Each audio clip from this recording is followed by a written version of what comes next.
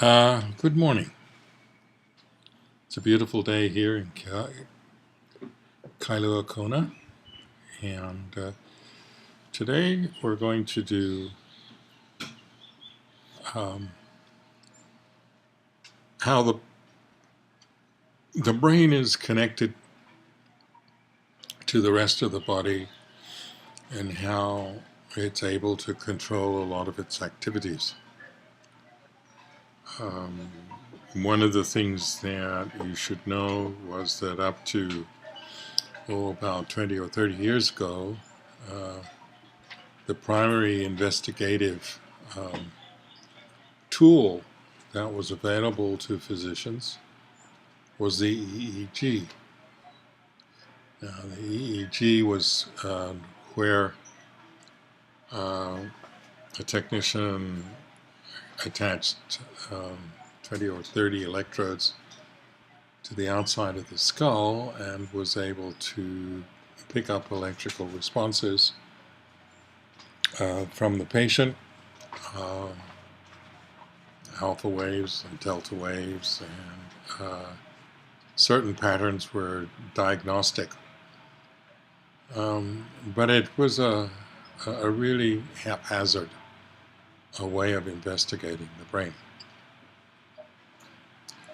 What we needed was something that was a bit more definite, using X-ray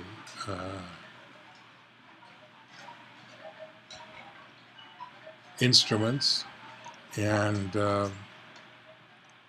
they have been developed over the last 20 years or so.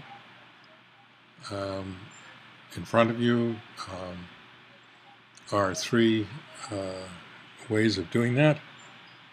One is on the right an MRI, which shows the brain and the various subdivisions of the brain in a sort of slice through the brain from back to front. The second picture in the middle is a CAT scan, and that shows different densities and gives you different sorts of pictures. The third one, in this day of substance abuse and people dying, the PET scan on the left is the most useful, but unfortunately the most expensive. The way this is used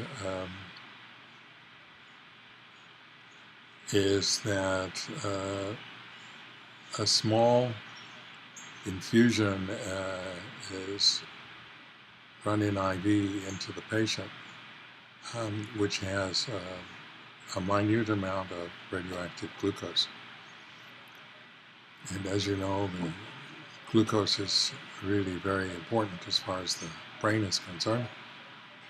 And so the red and the yellow gives you the indications of where the concentrations of glucose is in the brain of our subject. It's really important to understand this, because if you have a picture, say, of somebody who has a normal brain, and then you look at the brain under the same conditions, same age, same gender, of an alcoholic who's been drinking alcohol for 30 years, you will see remarkable differences between these red and orange areas in the brain of that person. It will really show how much brain has been damaged by the alcohol.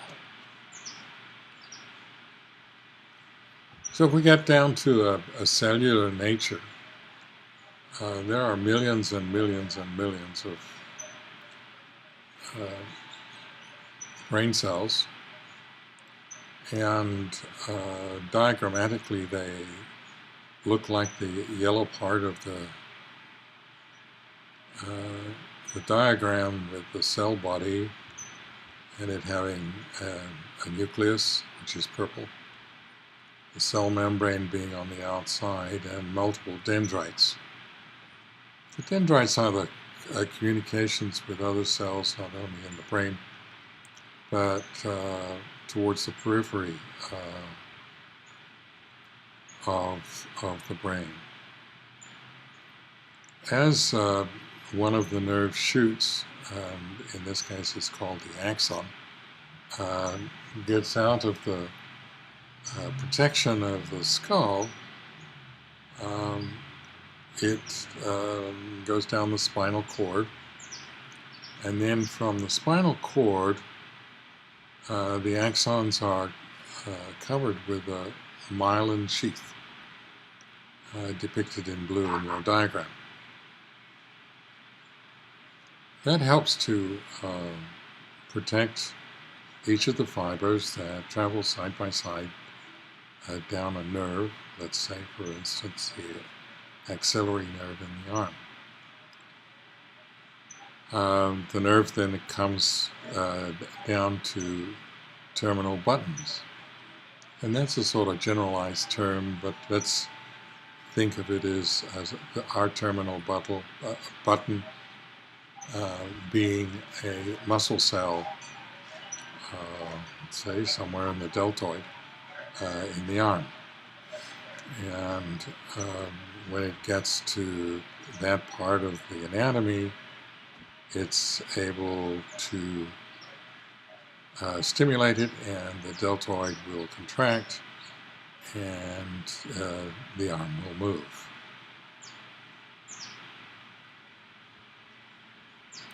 Now, coming up through high school and talking about the nervous system as a youngster, I envisaged that the nerve cell was much like the electrical system in the house. And so if you can imagine there being an electrical plant on the shore somewhere in one of your islands, and it sends wires to the household. All these wires are connected one with the other with lock nuts, and it goes through a fuse box or a breaker box, and then on through the house to your bedroom light at the side of your bed. This is a continuous line, and what you should now regard the electrical system from your brain to, say, the deltoid muscle, if you like, as being not a continuous line like the household electrical system. And here in our diagram here is where we have a synapse. So that's the junction space between the neuron at the top and the neuron at the bottom. And this is a junction where in the household system it would have a lock nut. A wire nut. Here we have a space, and we have chemical neurotransmitters which go from the upper neuron to the lower neuron. And when the chemical gets to the lower neuron, then it starts and activates an electrical current that goes out through the bottom of the diagram towards the letter A. and it goes to the deltoid muscle. So the neurotransmitter is a really important part of our nervous system. In this particular case, the neurotransmitter is most probably acetylcholine. In other places in the brain, the neurotransmitter would be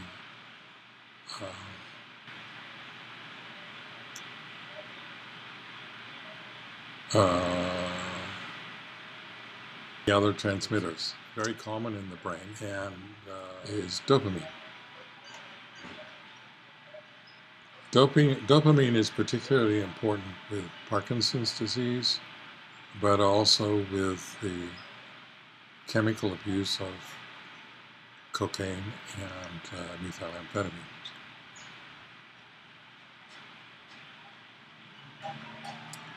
Now,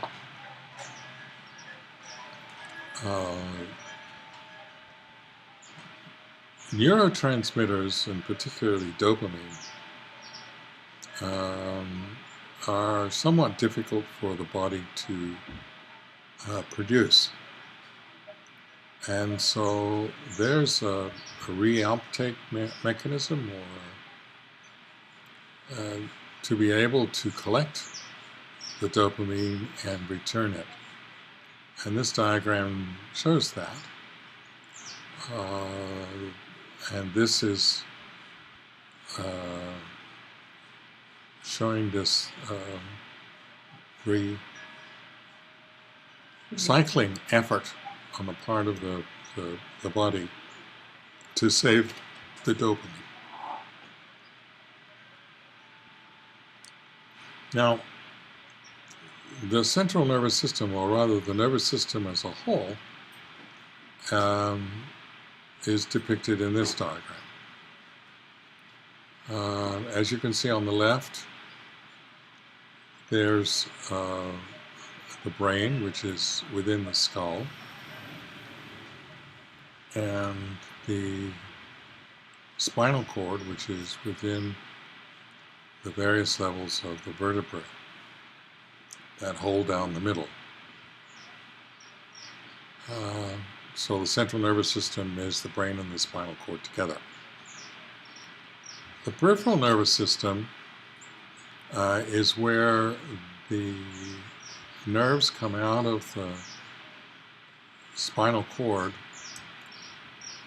and go all the way to muscles and skin to supply muscle power and sensation to the rest of the body. And this is where the peripheral nervous system starts and ends. And we've chosen the deltoid muscle as being our end organ, but you can see that it goes the whole length of the body.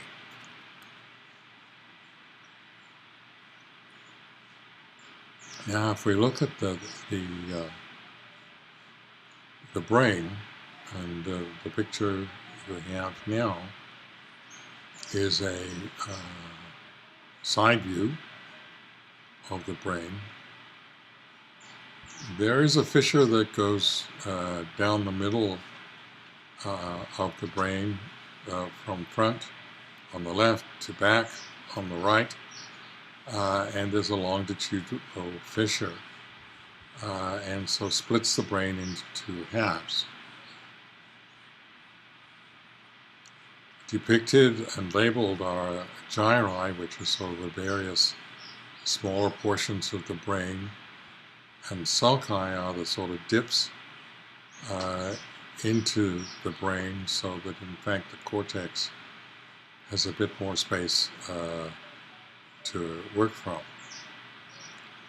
You can see the spinal cord in yellow at the bottom, and then with that sort of shady brown, that is the cerebellum.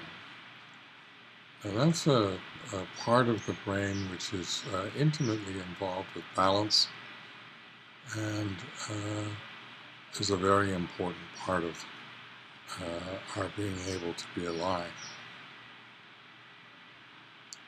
Now, if you cut right down the middle of the brain, you'll see that the top half of the brain, which is smothered in gyri and sulci, and is called the forebrain. In other words, it's like a cap that sits on top of the midbrain, which is green, and the hindbrain, which supplies rudimentary functions of the body, like respiration and cardiac rate, and many other things as well. On the right-hand side of just above the label for the hindbrain, you'll see the cerebellum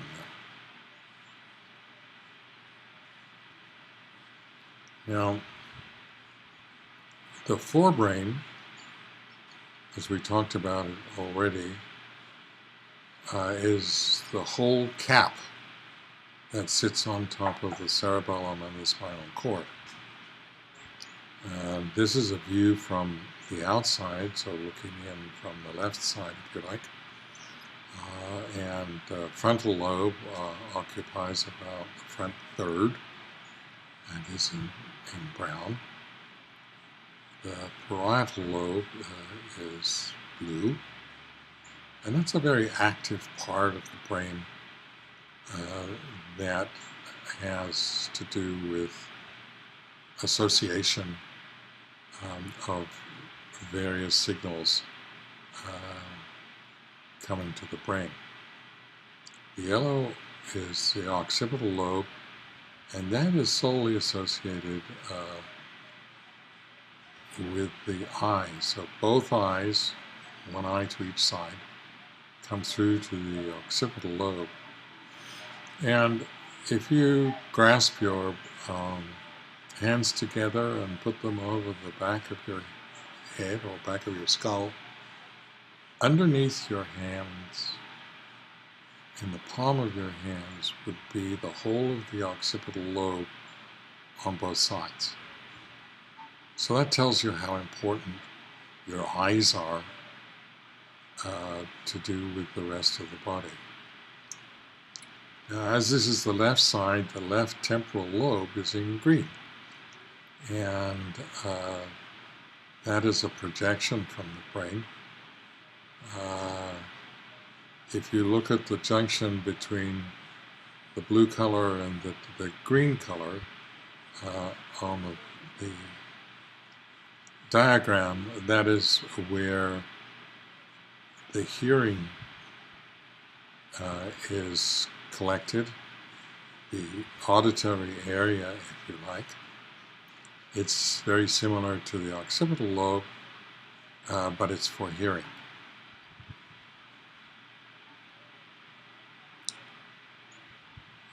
In the 1800s, 1830 or 40, I think, there was a gentleman who had an accident on the railroad. And it was 1848, and his name was Phineas Gage.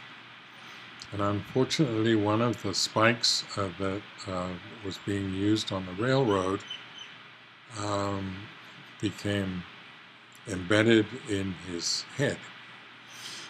And so you can see that it's going out through the bottom of the left eye and into the back of the left eye and out through the frontal lobe on the right-hand side.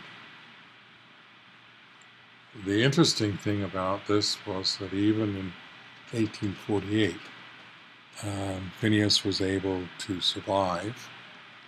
There are lots of descriptions associated with this accident. But it did say what a serious brain injury can occur, but then be followed by recovery, albeit not repeat recovery,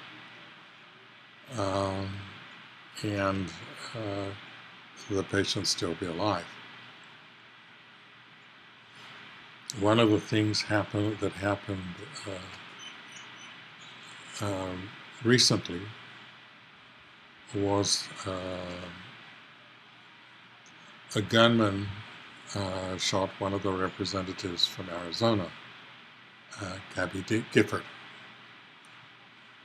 Now, we can use the diagram from Phineas Gage and depict the shot that injured her, went through her left eye, and went directly back through her occipital cortex on the left-hand side.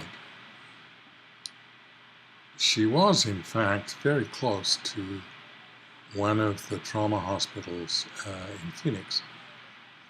And a neurosurgeon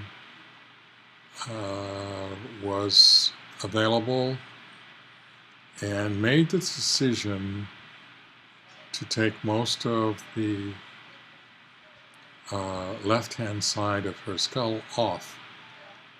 And he did that by making burr holes, which are just simply holes with a drill, and connecting the burr holes so that in fact he took off almost half of her skull. What this did was really a tremendous feat, because the brain has the capacity of expanding to an incredible degree. And if the brain expands and it's still within the skull, then multiple cells die, and eventually the patient will die because there isn't enough in the way of nervous tissue left. In this case, her brain was allowed to expand. I think it was 6 months before it was back to its original state, and she was able to have her skull reimplanted. The big thing about this is that we have recognized that if you do not allow the brain to expand and get injured by pressure, then you will be able to save the life. Now, Gabby Gifford is alive today. She's able to speak, albeit you know that she's had a brain injury, and she can function, albeit not to her former level. But she is a shining example of how medical science has moved ahead to help one of the most extraordinary injuries.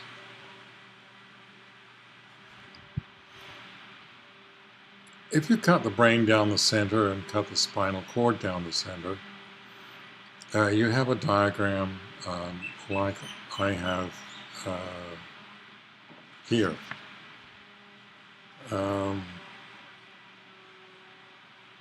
On the top, you'll see the cerebral cortex. So that's flowing onto the right-hand side. And then you'll see parts of the hindbrain, which are the cerebellum and the medulla or medulla and the pons. And so we need to talk here a little bit about Terri Schiavo. Now, Terri Schiavo was a lady that had a cardiac arrest, probably due to low potassium, because she was bulimic. And those patients are very difficult to resuscitate. We should probably go back to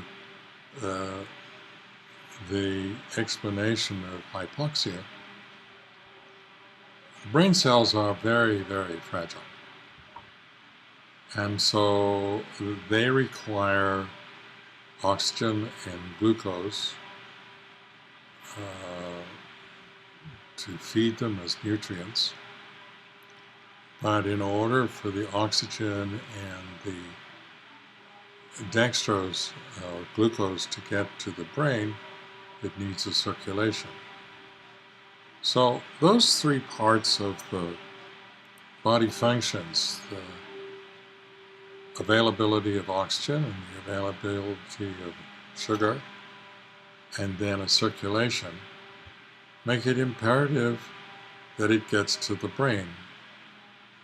And the reality is, for adults at least, a 3-minute rule applies. If any one of those items is stopped, then the brain has 3 minutes to recover. If that function, be it oxygen, be it glucose, be it circulation, are not restored, then brain damage will occur. The brain damage, by and large, it will be to the cerebellum, the cerebrum, which is the whole top half of that diagram that you have in front of you, with all its gyri and its sulci. The midbrain, which you see in the middle of the diagram, and the hindbrain, which you see at the bottom of the diagram leading on to the spinal cord, tend to last a little bit longer, maybe 5 minutes or 7 minutes. Just to let you know that the cerebral cortex of children is a little more durable than the cortex of us adults, and maybe can survive a hypoxic incident for 4 or 5 minutes.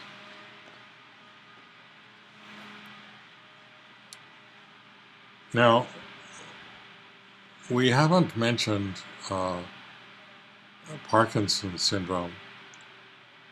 And when we were talking about neurotransmitters, I mentioned that dopamine is really very important to the drug abusers. It's important because the dopamine is the substance that provides them with the high.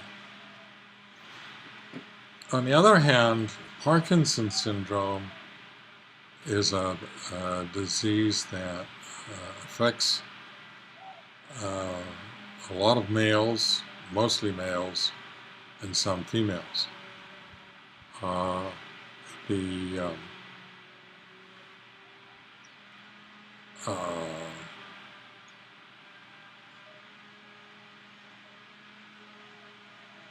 The reason for Parkinson's is not really known, although there seem to be multiple things that are associated with it. For instance, Muhammad Ali, or Cassius Clay, recently died, and he had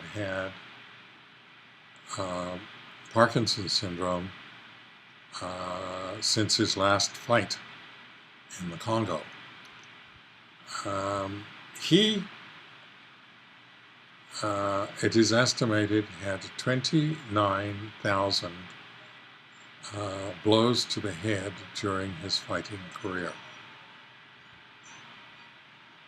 His Parkinson's syndrome pursued a course that is typical.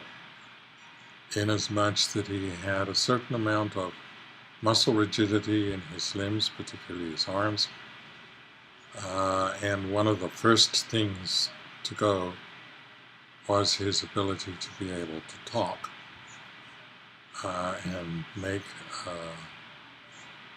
good sense messages.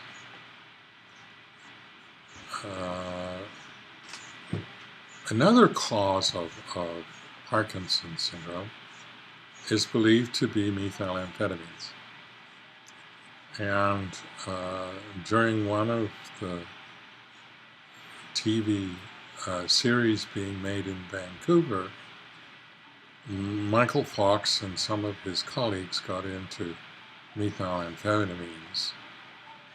And those of you who've followed his career since that time will see that he has Parkinson's syndrome, particularly his speech is difficult to understand, but also he has random movements of his upper limbs. When the Parkinson's in Michael Fox first appeared, he was able to control it very successfully so that he could continue acting with medications. But over the months and years of the disease, the medications become less and less effective. Today he has spot parts in acting series, but it's very obvious that he has Parkinson's syndrome. The other thing that I think is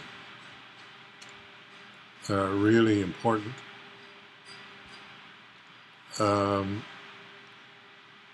is to pursue the story of Terri Schiavo, because as I said before, she had bulimia, and her cardiac arrest led to her damage to the brain. Her story is an unfortunate one, in as much as a lot of these patients can be kept alive by putting a gastric tube into their stomach and feeding them with a tube day by day. The problem is that neurologically they don't get better, because in fact the damage has been done to the primary centers of their brain. Her particular story went 10 or 12 years, and it was a family fight between her husband, who, in my view, probably had the authority to decide for his wife, and her mother, who was a Roman Catholic and who believed that she had the right. They went through the courts, it went through the Supreme Court. It even made its way in part to the Houses of Congress. And it was an ugly scene. What the lower court, at the direction of the Supreme Court, maintained was that the husband had the primary responsibility for continuing this artificial level of care. And after due consultation, he asked the nursing home that was looking after her to pull her tube. And so therefore she wasn't getting sustenance because she couldn't swallow. And therefore she ended her 10 or 12 years of artificial feeding in 10 days. It's a sad story. It's a story that doesn't really look at the realism of what our bodies are able to do and not able to do, and I'm sorry that it ever happened. Life support is really very important. We have the ability to be able to repair, and in fact, children have the ability to repair the cerebral cortex much better than we do as adults. My story of a traffic accident is a prime example here. I got hit by an airport bus at Kahului Airport. The driver was texting and hit me and pushed me 15 or so feet down the road and fractured my left humerus.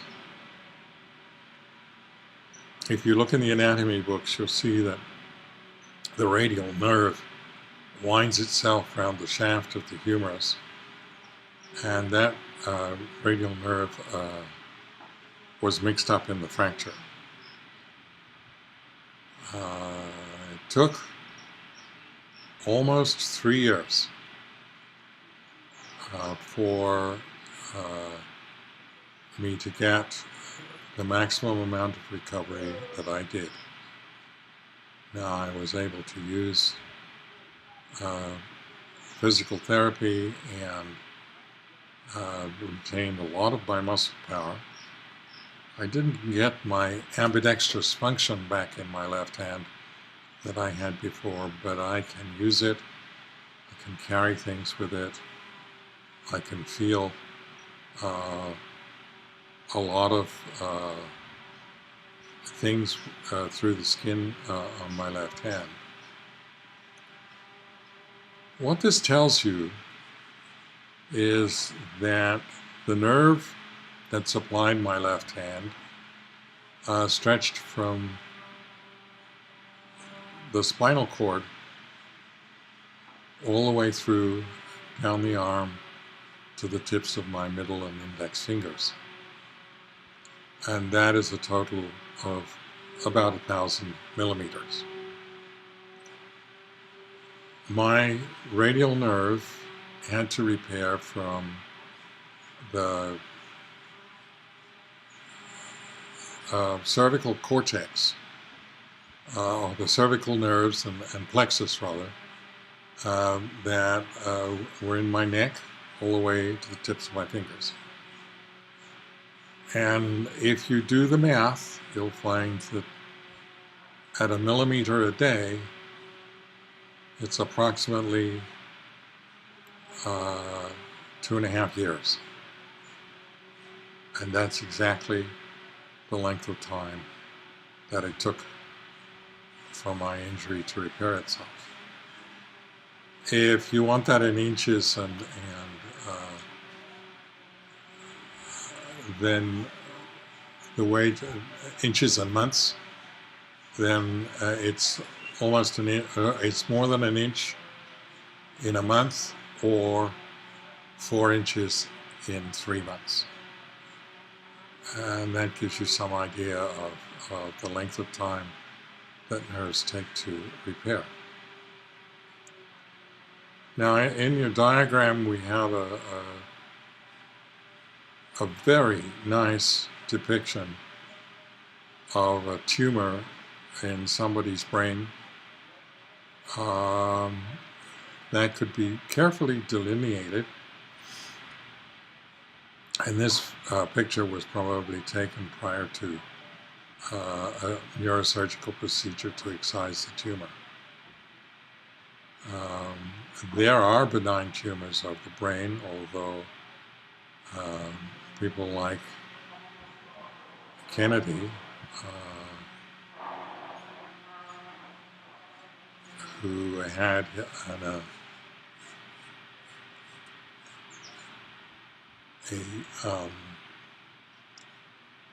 epileptic convulsion on the floor of the Senate, depicting that he had a tumor. Now, his tumor was malignant. Now, they did do an excision to reduce his size. He also had chemotherapy and radiotherapy, but the tumor eventually killed him a year and a half later. By and large, if you have a malignant brain tumor that's primary to the brain, it's really very fast growing and will bring about death very soon. This picture shows a typical PET scan, and the red parts are where the concentration of glucose is in the brain, and I encourage you to realize that the brain is dependent on glucose, dependent on oxygen, and circulation to take those two items to the brain. And if you interrupt it, hypoxia and brain death will occur. Here is, I believe, an MRI, and I'm not sure what it shows, but you can see that if you have abnormalities and you have a history associated with those abnormalities, you can make a diagnosis. Now we need to move on to another communication system, which is a very slow communication system. And it's mainly by chemicals. The leader of the orchestra is in fact the pituitary gland, which sends messages by using chemicals to the thyroid and the adrenal glands and to the pancreas, and then to the female and male hormones and the parathyroid glands. This is on a basis that if the thyroid is not, as an example, the thyroid is not sending out enough in the way of its thyroid gland extract, it's detected by the pituitary, and the pituitary will send out more thyroid stimulating hormone, and that will give the body more thyroid chemical to try and keep it normal. And the reading for this will take you about an hour and is a very sort of short subject for you to learn about. So we concluded my presentation on the brain and the neurons and neurotransmitters. Have a nice day.